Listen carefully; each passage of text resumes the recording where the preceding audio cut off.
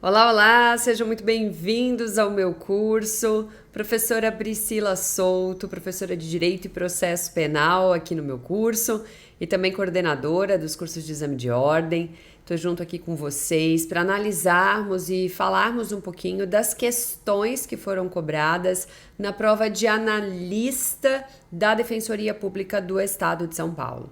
As questões vieram com enunciados bem curtos, de forma assim bem objetiva, mas com alguns detalhes, algumas pegadinhas que mudava todo o contexto da alternativa e eventualmente poderia te fazer aí titubear por algumas como correta, tá? Então, nós vamos juntos analisar as questões e explicar aí, né, o teor das alternativas para entendermos a resposta adequada, entendermos a resposta correta. De modo geral, conversando com alguns candidatos, a gente percebe aí que falaram bastante da prova de direito penal, né? Alguns acharam difícil, alguns acharam mediana. Então, a gente tem aí um pouco de equilíbrio sobre o contexto da prova de direito penal. Mas é importante também a gente lembrar que isso vai muito da afinidade das pessoas com uma ou outra disciplina. Mas, a meu ver, a prova não estava tão complexa assim de direito penal. Mas tinha uma palavrinha, uma expressão, que era uma prova que tinha que ter ali muita atenção para que eventualmente você realmente não caísse nas pegadinhas. Mas vamos lá, vamos juntos conversar e aí vai clareando aí para vocês as respostas, né? Primeira questão trabalhava de homicídio, o homicídio. Gente, olha lá, o homicídio. Esse era o enunciado, gente. Então, às vezes você fica, né, numa expectativa, nossa, mas é só isso? É só isso. Esse era o enunciado, o homicídio. E aí, óbvio, que a gente busca aí a alternativa correta, né? Protege a vida humana intrauterina e se consuma com a morte encefálica. Veja bem, quando a gente fala dos crimes contra a vida, é importante você lembrar que nós temos crimes que vão tutelar a vida intrauterina e crimes que vão tutelar a vida extrauterina. E quando eu falo de vida intrauterina, os crimes que tutelam esse tipo de vida são os crimes de aborto. Artigo 124, 125 e 126 do Código Penal. O autoaborto ou consentimento do aborto, o aborto provocado por terceiro com consentimento da gestante e o aborto provocado por terceiro sem consentimento da gestante. Então, o crime de homicídio, ele não tutela a vida intrauterina, ele tutela a vida extrauterina. Apesar de, sim, entendermos que caracteriza ali a morte encefálica, tá? Pela resolução do Conselho Federal de Medicina 2173. Então, de fato, o momento da morte, a gente vai considerar a morte encefálica. Então, o erro aqui está ao dizer que estaríamos diante do crime de homicídio com a morte, com a vida humana intrauterina, tá? Então, essa daqui está errada. O homicídio simples, quando praticado em concurso de pessoas, é considerado hediondo. Isso aqui está errado. O homicídio simples, ele em regra não é hediondo, tá? Mesmo se ele for praticado em concurso de pessoas. No entanto, nós temos ali uma que é trazida na lei dos crimes hediondos, que é quando o homicídio, ainda que simples, mas se ele for praticado em atividade típica de grupo de extermínio, ainda que por um só agente, aí sim ele é considerado hediondo. Então, homicídio simples, em regra, não é hediondo e mesmo sendo em concurso de pessoas, ele continua aí não tendo a hediondez, tá? C. Privilegiado é uma causa especial de diminuição de pena em razão do maior desvalor da conduta. Olha aqui as pegadinhas chegando, né? Quando eu falo que às vezes é uma única palavra que muda todo o sentido da alternativa, esse é um exemplo típico para vocês. De fato, quando eu falo de homicídio privilegiado, ele está no artigo 121, parágrafo 1º. Ele vai trazer ali, né, a diminuição de pena. E acontece quando é praticado sobre o domínio de violenta emoção, ou logo com injusta provocação da vítima, ou ainda por relevante valor social ou moral. Acontece que a questão aqui está falando pra gente que eu estou diante dessa circunstância de ter essa diminuição de pena em razão do maior desvalor da conduta. E não, seria em razão do menor desvalor da conduta, tá? Então aqui teria que estar escrito menor e não maior. D. Ele diz que seria o homicídio qualificado se cometido mediante promessa de pagamento, independentemente do cumprimento da promessa ou da recompensa. Gente, a qualificadora aqui, ela está prevista no artigo 121, parágrafo 2º, inciso 1. De fato, esse homicídio, quando praticado dentro dessas circunstâncias, ele vai ser qualificado e não exige que a promessa se cumpra para que a qualificadora esteja presente, tá? Então aqui a alternativa D está correta. Essa foi a resposta dada pela banca e é de fato a resposta correta. E ele diz que o homicídio culposo é incompatível com causa de aumento de pena em razão da possibilidade de perdão judicial. Veja bem, o homicídio culposo ele tem sim a possibilidade do perdão judicial, e lembrando que o perdão judicial ele vai trazer ali como consequência a causa de extinção de punibilidade.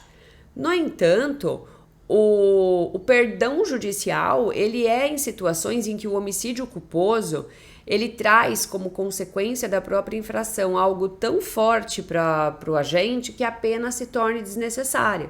No entanto, existem situações em que eu vou ter um homicídio culposo em outro contexto. E aí, nesse caso, é importante a gente lembrar que existe a possibilidade de ter, sim, causa de aumento de pena, tá? Por exemplo, o artigo 121, parágrafo 3º, vai trazer ali causa de aumento de pena para o homicídio culposo quando tem inobservância de regra técnica, quando eu tenho omissão de socorro, quando não que tem fuga do local. Então são situações em que o homicídio vai ser culposo, mas eu vou ter ali a possibilidade de ter causa de aumento de pena incidindo. Então aqui na questão 44 a gente tem a alternativa D como resposta, tá? Vamos para a próxima, 45, o crime de incêndio, e aí ele traz as peculiaridades do incêndio. A. Tem por bem jurídico a paz pública e é classificado como próprio, pois impossível sua autoria pelo próprio proprietário da coisa incendiada. Veja bem, gente, quando eu falo do crime de incêndio, ele não é um crime próprio, tá? O crime de incêndio, ele vai proteger a incolumidade pública, tá? E ele pode ser praticado por qualquer pessoa. Ele não exige uma qualidade especial do agente e, inclusive, pode ser praticado pelo proprietário do bem. Porque a questão que eu tô tutelando aqui não é o bem. O que eu tô tutelando aqui, né, é a incolumidade pública. Um incêndio pode trazer consequências drásticas para a coletividade, de modo geral, tá? Então, aqui tá errada a alternativa A. B. Demanda exposição ao perigo de pessoa certa e determinada sobre o risco de violação da personalidade da punição. Veja bem, quando a gente fala do crime de incêndio, ele é um crime que está trazendo uma tutela geral. Ele está trazendo uma tutela para a coletividade. Então aqui o perigo gerado deve ser para a coletividade e não por uma pessoa certa e determinada, tá? Então essa aqui também está errada. Na sequência, C. Tem a pena aumentada de 1/3 se praticado em edifício destinado a uso público. Então, aqui, essa causa de aumento de pena, ela está prevista no artigo 250, parágrafo 1º, inciso 2, a linha D, tá? Então, vai ter essa causa de aumento de pena, sim, se for em edifício público ou destinado a uso público. Então, essa é a nossa alternativa aqui correta. Deixa eu colocar aqui na tela para vocês. Alternativa C, a alternativa C é a nossa alternativa correta. D. Perde tipicidade em prol do estelionato se praticado com o intuito de obter vantagem pecuniária em proveito próprio.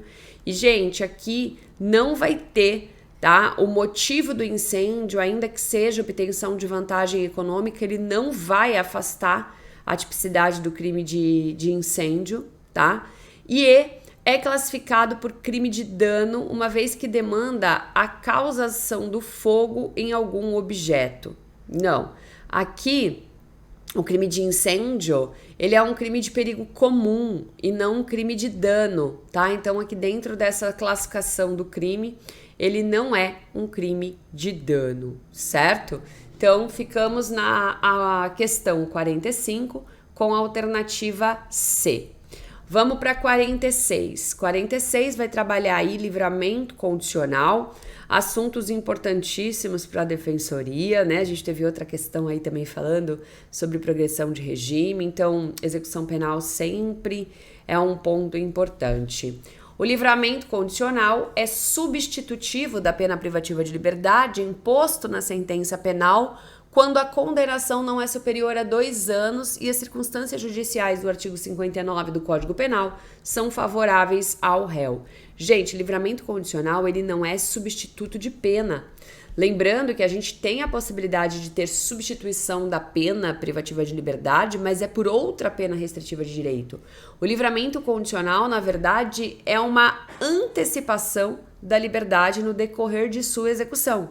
Então, ele é um benefício da execução da pena e não substituição de pena. Então, não confunda a possibilidade de substituir a pena, que é uma, que está lá no artigo 44 do Código Penal, ou ainda de suspender a execução da pena, que é o sursis penal, que está no artigo 77, com o benefício do livramento condicional. Então, essa daqui está errada, tá? B. Pode ser revogado se o liberado deixar de cumprir qualquer das obrigações constantes da sentença que o concebeu. Veja bem, o livramento condicional, ele te dá uma liberdade antecipada, mas é uma liberdade que a qualquer momento pode ser retirada diante, de fato, de revogar o benefício.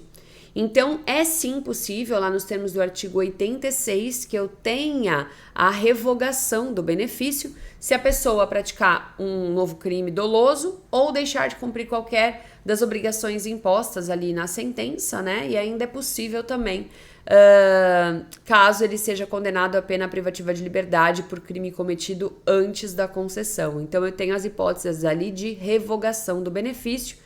E essa aqui, então, está como correta. A alternativa B é a alternativa correta da questão 46. C. É vedado para pessoas condenadas por crimes submetidos à Lei Maria da Penha. Gente, não há essa vedação, tá? Não tem qualquer vedação da concessão de livramento condicional diante de ter a Lei Maria da Penha envolvida no caso concreto. D. Suspende a pena por 4 a 6 anos em caso de condenação maior de 70 anos de idade ou em razões de saúde que justifiquem o benefício.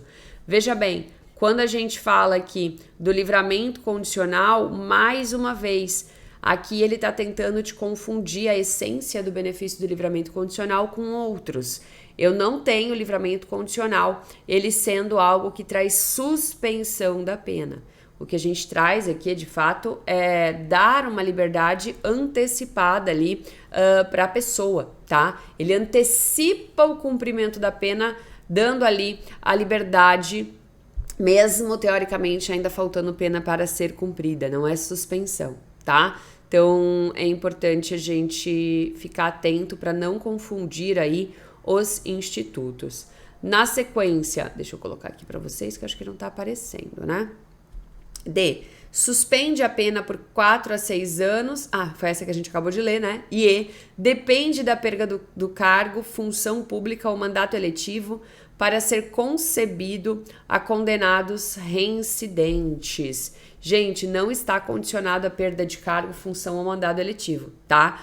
O artigo 83, ele exige que no caso de reincidente a gente tenha um cumprimento de mais da metade da pena, se não for por crime hediondo equiparado, ou 2/3 da pena se reincidente específico, mas não é requisito para a concessão do livramento condicional que nós tenhamos esses pontos aqui trazidos pela questão. Então, ficamos na 46 com a alternativa B, tá? Questão 47, essa que trouxe um pouco mais de estranheza para a maioria de vocês, porque se trata de um conteúdo bem específico ali do edital, né? Não era assim algo geralzão. Então trazia aqui a lei da reforma psiquiátrica como questionamento. Então vamos lá. A internação em hospital de custódia e tratamento psiquiátrico é devida como garantia do acusado na falta de tratamento ambulatorial no seu território. A gente precisa lembrar que quando eu falo aqui de imposição de medidas de segurança, né, eu tenho sim a medida da internação, mas essa internação não é uma garantia automática. Ela é, na verdade, uma garantia, não tem tratamento ambulatorial, eu vou internar. Gente, a internação é, em último caso, que eu vou restringir, né, a liberdade. Então, a internação, ela viria como uma aplicação de medida de segurança, tá? Então, essa aqui está errada, completamente errada. Não seria algo automático para ser aplicado, até porque a gente sempre deve preservar, sempre que possível, a liberdade da pessoa, tá? E tratamentos alternativos. Agora, em algumas situações, eu vou precisar internar. Então, essa daqui não está correta. A pessoa portadora de transtorno mental não deve ter acesso aos meios de comunicação disponíveis durante o seu tratamento, pois isso poderia aumentar a sua periculosidade. Gente, isso daqui vai totalmente contra a própria dignidade da pessoa humana, a cidadania, tá? E a Lei 10.216, no artigo 2º, inciso 3, ela assegura ao paciente acesso aos meios de comunicação disponíveis. Mas eu posso privar acesso? Em algumas situações, sim, mas em casos devidamente fundamentados e não simplesmente por uma periculosidade genérica, tá? Então, são casos específicos que isso vai poder acontecer, mas não é a regra, tá? Vamos lá. Então, deixa eu voltar aqui na tela. Então, a A está errada, a B está errada. C. O tratamento em serviços comunitários deve ser evitado em caso de condenação por crime doloso punido com reclusão. Então, olha lá. O tratamento de serviço comunitário deve ser evitado em caso de condenação por crime doloso punido com reclusão. Então, aqui, a Lei 10.216, na verdade, ela não vai distinguir o tipo de crime cometido para restringir o tipo de tratamento psiquiátrico, tá? Na verdade, a legislação sempre vai tentar afastar essa segregação, ou seja, de alguma forma essa retirada, né, da pessoa para deixar ela segregada ali no hospital. E ela sempre vai buscar dar mais ênfase, privilegiar os tratamentos e serviços comunitários, porque isso faz parte até de uma melhoria, de uma ressocialização, de um convívio em sociedade. Então, realmente não faz sentido essa alternativa aqui, tá? Tá errada. Vamos lá para a D. Os fins curativos na medida de segurança objetivam primordialmente a defesa da sociedade frente aos riscos da pessoa com transtorno mental. Gente, a finalidade do tratamento psiquiátrico, na verdade, antes de qualquer coisa, é o cuidado com essa pessoa, o bem-estar do paciente, né? A reinserção, a melhora dela, e não simplesmente, vou deixar a sociedade, o perigo social longe. Isso também, mas a finalidade primordial é o cuidado com essa pessoa, tá? A defesa da sociedade vem num segundo momento. Mas na política que a gente tem, né, com relação ali aos manicômios, ao anti-manicômio, o ponto principal é o cuidado com a pessoa. Então, vamos lá para a E, que óbvio que vai ser a nossa correta, né? O tratamento da pessoa com transtorno mental visará como finalidade permanente a reinserção social do paciente em seu meio. É isso. O foco é a pessoa, tá? É realmente dar um tratamento, uma melhoria da qualidade de vida e tanto outros pontos para aquela pessoa. Bora lá, 48. Gente, eu tô falando rapidinho aqui para dar tempo da gente trabalhar todas as questões, tá? Sobre a aplicação da pena no crime de tráfico de drogas, é correto afirmar. Alternativa A causa de aumento de pena de 1/6 a 2/3 se o agente financiar ou custear a prática de crime. Veja bem, ele está falando aqui da Lei 11.343, que é a nossa lei de drogas. O crime de tráfico está no artigo 33, e aí aqui ele fala sobre causa de aumento de pena. Esse aqui está correta, o artigo 40, inciso 7, vai trazer essa causa de aumento de pena, tá? Então aqui essa está correta. B. A natureza e quantidade da substância entorpecente incide como agravante no patamar de 1/3. Veja bem, quando a gente fala aqui da quantidade da droga, a quantidade da droga é utilizada para alguma coisa nesses casos? Sim. Primeiro, ela é um dos parâmetros também, muitas vezes, para diferenciar o usuário do traficante. Claro que esse não é o único ponto, tá? Mas ele é um fundamento para a dosimetria da pena lá na primeira fase da dosimetria da pena, nos termos do artigo 42 da Lei 11.343. Agravante, atenuante, ela seria considerada na segunda fase e não é. Então, a quantidade da droga é utilizada ali no momento da aplicação da pena, mas na primeira fase da dosimetria, tá? Então, a B aqui está errada. C. A reincidência, ao contrário dos crimes hediondos, não possui influência na determinação do regime inicial de cumprimento de pena. Gente, isso daqui está errado. Está errado. Por quê? Na verdade, ser reincidente ou não ser reincidente, lá no próprio artigo 33 do Código Penal, que traz os parâmetros para a fixação do regime inicial de cumprimento de pena, a reincidência é um dos pontos, sim, que são levantados. Então, isso também vai valer lá para a lei de drogas, tá? Então, atenção aqui que está errada a C. D. É vedada a aplicação da pena de multa por ausência de previsão legal, além de não haver prejuízo patrimonial para uma vítima determinada. Veja bem, no próprio crime do artigo 33, ele ele já tem a previsão de pena de multa. Eu tenho tanto a pena privativa de liberdade quanto a pena de multa. Então, são penas cumulativas com relação aqui ao tráfico, tá? E o Código Penal é inaplicável, pois a lei de drogas possui um método bifásico próprio. Veja bem, a lei de drogas, ela prevê um procedimento especial e temos regras específicas da lei de drogas. No entanto, isso não afasta a incidência do Código Penal e do Código de Processo Penal, tá? Então, ele é aplicado de forma subsidiária. O próprio artigo 42 vai trazer isso ali, essa explicação, tá? Então, naquilo que a lei geral não dispuser de forma contrária da lei especial, ela é aplicada subsidiariamente, fechou? Então, vamos para o próximo, acho que eu não coloquei aqui para vocês, né?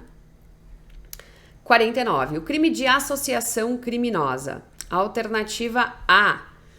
Possui causa de aumento de pena se a configuração se der no interior do sistema prisional. Veja bem, isso aqui existe uma causa de aumento de pena, sim, mas não é para o crime de associação criminosa, tá? Mas sim para o crime de organização criminosa. Então, são dois crimes aí que costumam se brincar muito para tentar confundir aí vocês em provas, né? Então, regras de organização criminosa é uma coisa, regras de associação criminosa é outra. Então, isso aqui está errado. B.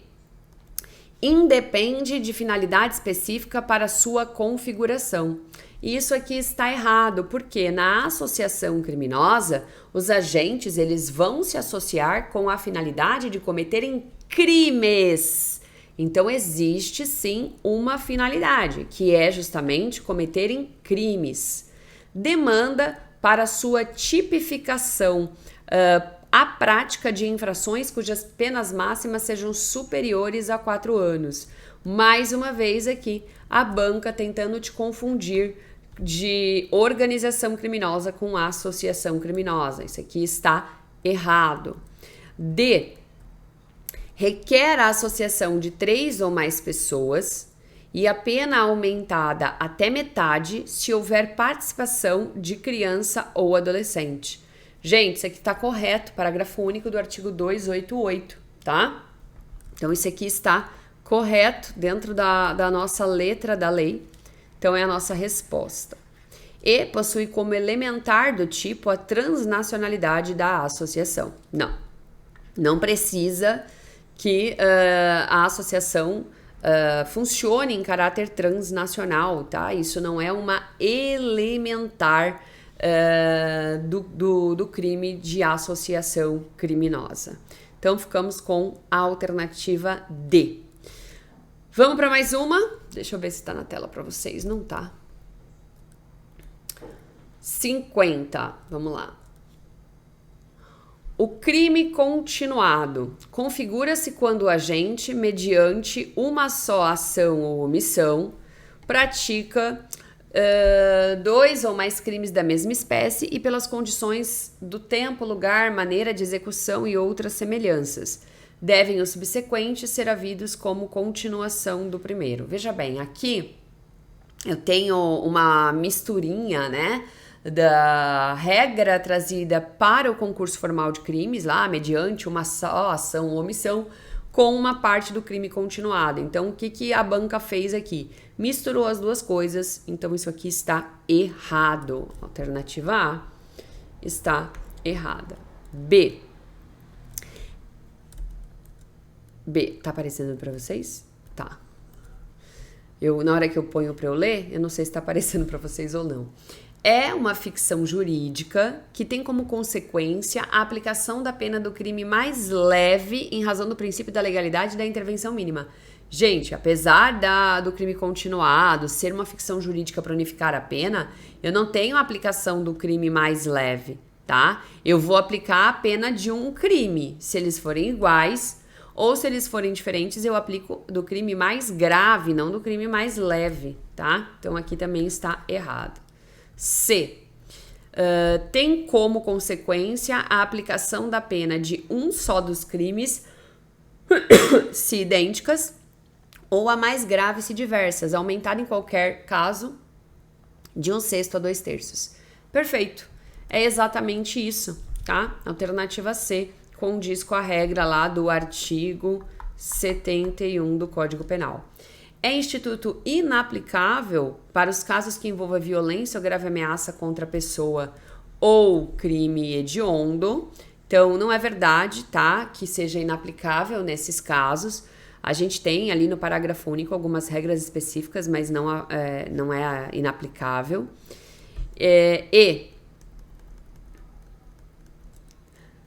Na forma culposa, permite ao juiz reduzir a pena de 1/6 a 1/3, tá? Eu não tenho essa previsão aí de redução de pena. Então, na 50, ficamos com a alternativa C.